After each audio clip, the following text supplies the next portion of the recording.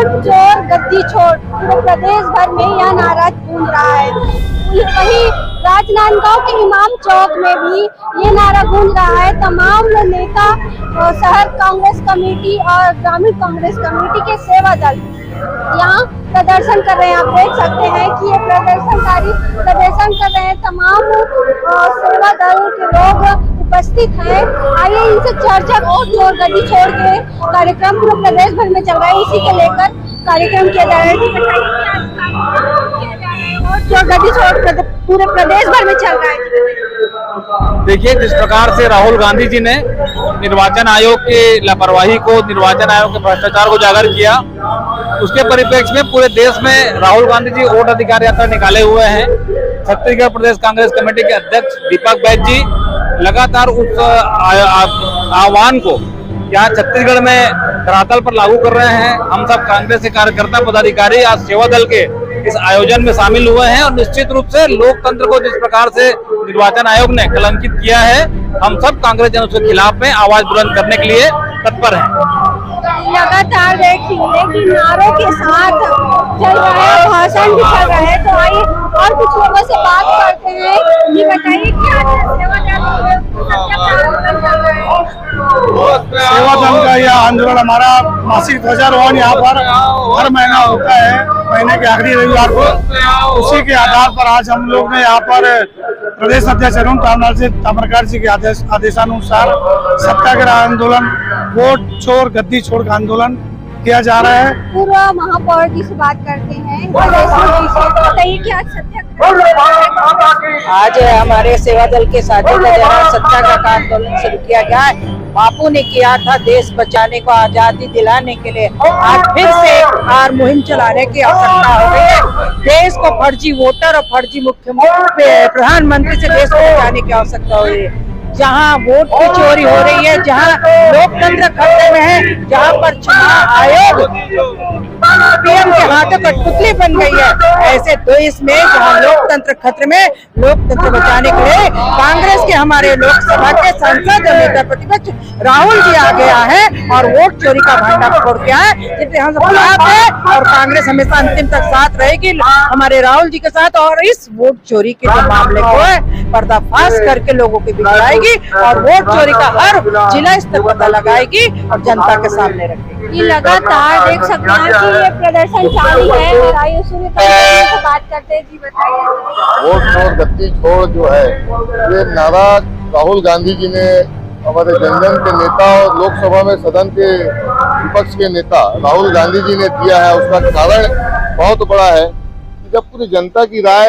एक मत से बिक रही थी कि इस बार भाजपा को नहीं चुनना है, नरेंद्र मोदी को नहीं चुनना, ये आम जनता की राय थी। उसके बाद भी अगर मतदान उधर गया तो सत्य सुई घूमी, उन्होंने पूरी तहकीकात की और तहकीकात करने के बाद सिर्फ 1-2 लोकसभा क्षेत्र में ही उन्होंने गहन अध्ययन किया, मतदाता सूची का परीक्षण किया और उसके बाद जो रिजल्ट सामने निकल के आए तो इलेक्शन कमीशन से सवाल पूछा गया कि ये कैसे हुआ, एक घरों में 250 मतदाता कैसे चोरी हुई है तो पहले क्यों एक्शन क्यों नहीं लिया गया जब वोट होने के बाद? निर्वाचन आयोग पर तो भरोसा था, निर्वाचन आयोग पारदर्शिता से चुनाव कराएगा, लेकिन चुनाव के रिजल्ट आने से पता चला कि ये केंद्र सरकार का एक मुखौटा बन करके काम कर रहा है, उसकी एक एजेंसी बन के काम कर रहा है। उन्होंने अपनी पारदर्शिता खो दी, जो चुनाव निष्पक्ष कराना था उस पर सवाल उठे हैं। और आज सवाल जब इलेक्शन कमीशन से पूछा गया तो भाजपा के नेता जवाब दे रहे हैं। उनकी मिली जुली साठगांठ यहाँ से प्रदर्शित होती है कि सवाल इलेक्शन कमीशन से पूछा जा रहा है तो जवाब भाजपा के नेता दे रहे हैं। अब आप समझिए, स्पष्ट है कि मिली जुली कव्वाली इनकी चल रही है और वोटों की चोरी करके इन्होंने सरकार बनाई। निर्वाचन आयोग आपकी क्या मांग? निर्वाचन आयोग से हमारी यह आग्रह है कि इस चुनाव को पूरी तरह निरस्त किया जाए, शून्य घोषित किया जाए और ये सरकार को बर्खास्त करे।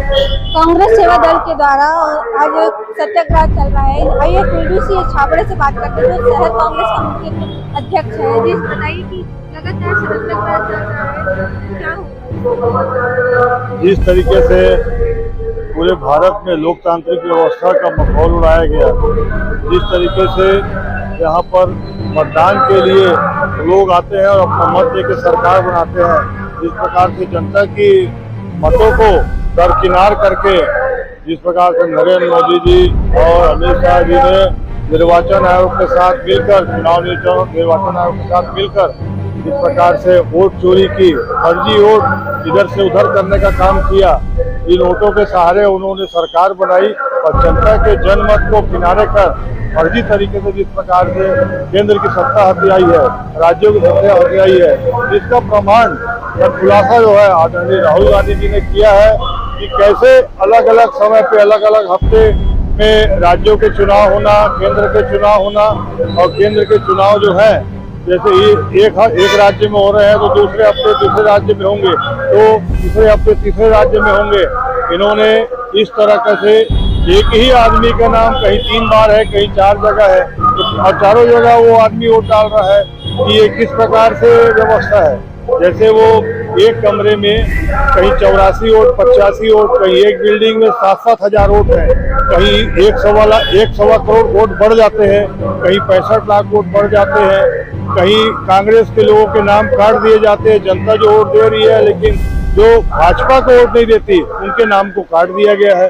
ये पूरे प्रमाण के सहित एक एक नाम उनके जो वोट क्रमांक सहित जो है आदरणीय राहुल गांधी जी जो हमारे हैं, हमारे देश के नेता प्रतिपक्ष, उन्होंने उजागर किया है और उसकी मांग की है कि इसको जो है इस तरीके से इन्होंने नरेंद्र मोदी ने निर्वाचन आयोग के साथ मिलकर फर्जी तरीके से सत्ता हथियाई है, इसकी जांच होकर इसको बर्खास्त किया जाए, इनके खिलाफ कार्रवाई की जाए। इस कारण मोदी सरकार भयभीत हो गई है और यह आंदोलन जो है जिस तरीके से जनता को वोट को किनारे करके फर्जी वोटों से सरकार बनाई है, पूरे देश में जनता को जानकारी दी जा रही है कि जनमत को किनारे किया गया है और फर्जी तरीके से वोट लिए गए हैं इन्होंने। तो ये मांग पूरी नहीं होती तो उस पर क्या एक्शन लेंगे?